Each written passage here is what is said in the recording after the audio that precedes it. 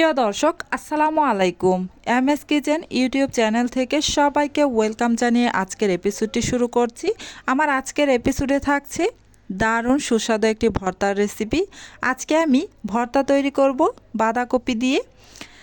এই বাঁধাকপি ভর্তাটি গরম গরম ভাতের সাথে খেতে দারুণ দারুণ টেস্টি হয়। চলুন তাহলে এই ভর্তাটি তৈরি করার জন্য চলে যাই চুলায় একটি প্যান বসিয়ে এতে আমি বাঁধাকপি কুচি করে নেওয়া দিয়ে দিচ্ছি। এখানে একটি বড় সাইজের বাঁধাকপির অর্ধেক পরিমাণ খুব ভালোভাবে ধুয়ে পরিষ্কার করে তারপর আমি কুচি করে দিয়ে দিলাম। এবার আমি এতে হাফ চা চামচ পরিমাণ লবণ দিয়ে দিলাম আর দিয়ে দিব হাফ চা চামচ পরিমাণ হলুদের গুঁড়া। এখন আমি এই বাঁধাকপিটাকে সিদ্ধ করে নিব। খুব ভালোভাবে লবণ আর হলুদটাকে মিশিয়ে নিচ্ছি। যদি আপনারা এই বাঁধাকপি কুচি করে নিয়ে তারপর পানি দিয়ে ধুয়ে নেন তাহলে এখানে পানি দেওয়ার কোনো প্রয়োজন নেই। আর যদি আস্ত বাঁধাকপি ধুয়ে তারপর কুচি করে নেন সেক্ষেত্রে সামান্য একটু পানি দিয়ে দিবেন, তাহলেই হবে। এই তো আমার নেড়েচেড়ে নেওয়া হয়ে গিয়েছে। এবার আমি ঢাকনা দিয়ে ডেকে দিচ্ছি। এই বাঁধাকপিটাকে আমি সিদ্ধ করে নিব। কিছুক্ষণ পর ঢাকনাটা খুলে নিচ্ছি। এবার সামান্য একটু নেড়েচেড়ে দিব। এই তো নেড়েচেড়ে দেওয়া হয়ে গিয়েছে। আবারও ঢাকনা দিয়ে অপেক্ষা করব বাঁধাকপিটা সিদ্ধ হওয়া পর্যন্ত। এই তো আরও কিছুক্ষণ পর আমি ঢাকনাটা খুলে দেখছি আমার বাঁধাকপিটা সিদ্ধ হয়ে গিয়েছে। এবার আমি প্যানের মাঝখানে একটু জায়গা তৈরি করে 1 টেবিল চামচ পরিমাণ সয়াবিন তেল দিয়ে আবারও নেড়েচেড়ে খুব ভালোভাবে কিছুক্ষণ ভেজে নেব। এবার আর ঢাকনা দিয়ে ডেকে দিব না, এখন অনবরত নেড়েচেড়ে ভেজে নিব যেন বাঁধাকপির ভিতরে একটুও পানি না থাকে। বাঁধাকপি ভেজে না হয়ে গিয়েছে, নামিয়ে নিয়েছি। এবার আবারও প্যানটাকে ক্লিন করে চুলায় বসিয়ে দিয়ে আরও 1 টেবিল চামচ পরিমাণ তেল দিয়ে গরম করে নিলাম। এবার আমি বেশ বড় সাইজের একটি রসুনের কোয়া দিয়ে দিলাম আর বেশ কিছু কাঁচামরিচ দিয়ে নেড়েচেড়ে ভেজে নেব।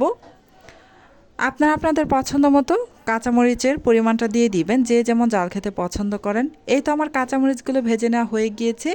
রসুনের কোয়াগুলো এখনও ভালোভাবে ভাজা হয়নি, তাই সাথে আমি আরও 2টি বেশ বড় সাইজের পেঁয়াজ কুচি করে দিয়ে দিলাম। দিয়ে রসুন আর পেঁয়াজটাকে একসাথে ভেজে নেব।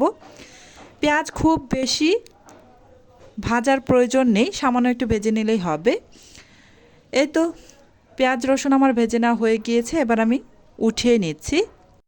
এবার ভর্তাটা মাখানোর জন্য একটা প্লেট নিয়ে এতে আমি 4টি শুকনো মরিচ ভাজা নিয়ে নিলাম আর সামান্য একটু লবণ দিয়ে দিলাম। দিয়ে শুকনো মরিচটাকে ম্যাশ করে নিচ্ছি। আপনারা যে যেমন পছন্দ করেন জাল খেতে ঠিক তেমনটাই কাঁচামরিচ ও শুকনো মরিচ দুটো মিলিয়ে দিয়ে দিবেন। এবার কাঁচামরিচ ও শুকনো মরিচ বেশ ভালোভাবে ম্যাশ করে নেওয়া হয়ে গিয়েছে। এবার আমি এতে আগে থেকে ভেজে তুলে রাখা রসুনের কোয়াগুলো দিয়ে ভালোভাবে ম্যাশ করে নিব।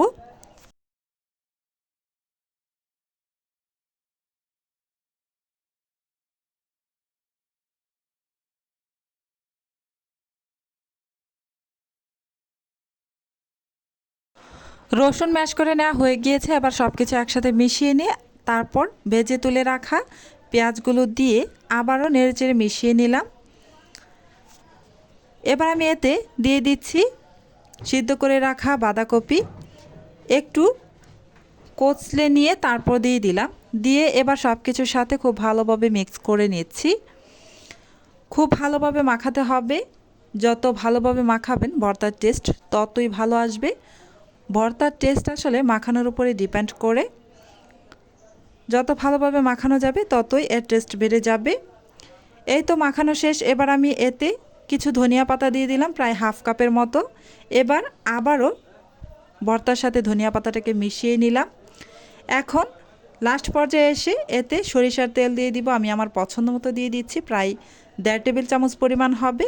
দিয়ে খুব ভালোভাবে মিক্স করে নিচ্ছি।